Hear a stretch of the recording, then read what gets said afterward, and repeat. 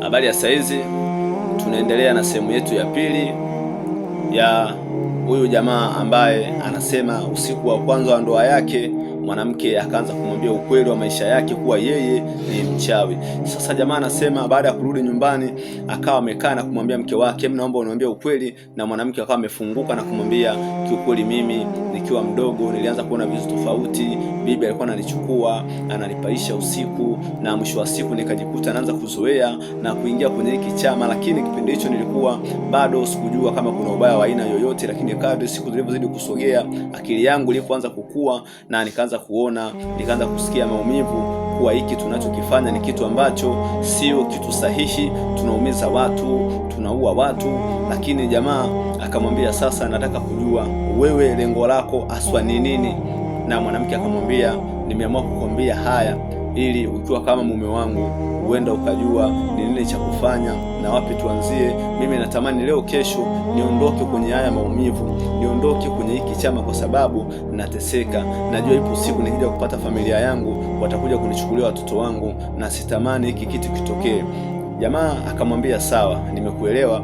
Jamaa anasema nikaa nimeondoka na kwenda kumtafuta baba yangu, nimeongea na baba yangu mzazi, na baada ya kumwambia baba yangu hao maneno, kiukweli baba alikuwa ameshtuka na kuniambia, sasa kijana wangu unafanyaje? Huyu mwanamke sidhani kama ataweza kutoka kwenye hicho chama, basi cha msingi ni bora umuache utafute mwanamke mwingine. Jamaa anasema kwa kuwa mimi nilikuwa nampenda, ni mwanamke ambaye nimetoka naye mbali na niliwaza mengi, nikaona kwa kuwa ameamua kuniambia ukweli, basi ngoja nimsaidie. Lakini baba akasisitiza akasema, unaingia kwenye migogoro mibaya, uenda ukapoteza maisha yako. Jamaa anasema kuna mtu ambaye nilikuwa najuana naye, alikuwa ni mtaalamu. Nikaenda kuzungumza naye na akaniambia, mke wako yani ni mtu ambaye bibi yake ni konki na ni watu ambao wenye nguvu, lakini uwezekano wa kumsaidia upo. Lakini ndugu yangu, cha kwanza ni lazima nikupe kinga kwa ajili ya wewe kinga, kwa sababu lazima wataanza kukutafuta, kwa sababu wewe unataka kumtoa ndugu yao kwenye kile chama, kwa hiyo unaanzisha vita. Jamaa anasema kweli, jamaa baada ya kumsaidia na kumpa ile kinga, na mwisho wa siku jamaa akamwambia, fanya mpango, mlete huyo mwanamke kwenye kilinge changu.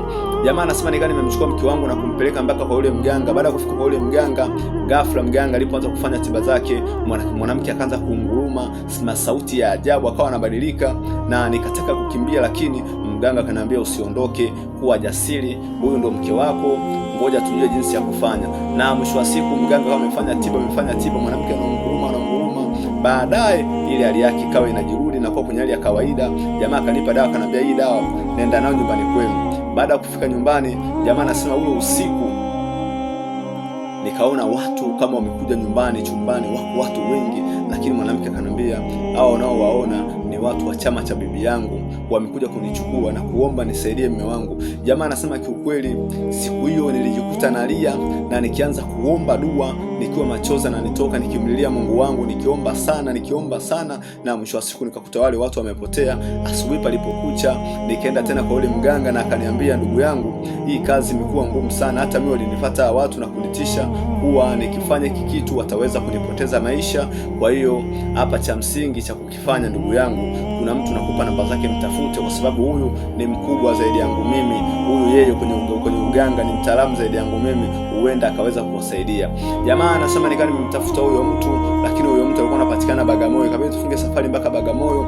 Na baada ya kufika pale Bagamoyo, anasema kweli yule jamaa kwenye kile kilinge chake, kabla hujafika kwenye lile eneo lake, kuna sauti unasikia zikikwambia simama. Na baadaye akaja yule mzee na kumwambia, kijana, kilichokuleta mimi nakijua, najua shida ni mke wako, lakini kwa kuwa umekuja hapa mtakaa mwezi mzima, ndipo mtakapoweza kurudi huko nyumbani kwenu, kwa sababu tiba zangu nataka mzifanyie hapa, kwa sababu jambo la mkeo ni kubwa. Mkienda huko kwenu mnaweza mkashambuliwa, mkakutana na mabalaa juu ya mabalaa, na huenda hata hizo dawa zikapotea. Jamaa anasema akawa amekaa pale kwa yule mtaalamu, amekaa, mke akawa anafanywa tiba, na mwisho wa siku mganga kumwambia, kuanzia leo sasa mke wako yuko huru na yuko tena kwenye hicho chama, na wakawa wamepewa kinga. Na mwisho wa siku jamaa akawa amefanikisha kurudi mpaka nyumbani na mke wake. Kiukweli anasema mwanamke alikuwa amemshukuru sana, na mwanamke alikuwa analia sana na kumwambia asante sana. Lakini jamaa anasema bibi na baadhi ya ndugu wale mwanamke walikuwa wamemkatana kumwambia, kuanzia leo yeye wale sio familia yake, na hata ikatokea wao wamefariki asiende, na hata yeye akifariki hawatakuja kumzika kwa sababu sio ndugu zake tena, ameshavunja ukoo. Ni kwa sababu alikuwa ameondoka kwenye vile vyama vya kishirikina vya kichawi vya familia. Na mwisho wa siku mke wangu alikuwa vizuri, namshukuru Mungu, mke akawa amepata ujauzito na amejifungua mtoto wa kiume, na kwa sasa tunaendelea vizuri. Na kingine ni kwamba tumekuwa ni watu wa imani, watu wa Mungu, watu wa kwenda kwenye makanisa, tukimshukuru sana Mwenyezi Mungu kwa kitu alichotufanyia na kumwokoa mke wangu kutokana na mazanga aliyokutana nayo. Na jamaa anahitimisha stori yake, anasema jamani, changamoto zipo. Inapotokea unakutana na mtu wa design kama hii, ni kweli kwa haraka haraka unaweza kumkimbia kwa sababu ni hatari, lakini ni heri yule aliyekwambia ukweli anamaanisha kuwa umsaidie, kuliko ambaye angekuwa amekuongopea, angekuwa ana maana ya kwamba wewe umsaidie.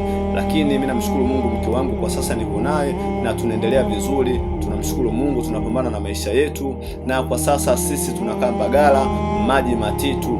Bwana, asanteni sana mnaonifuatilia, shukrani sana, tuko pamoja.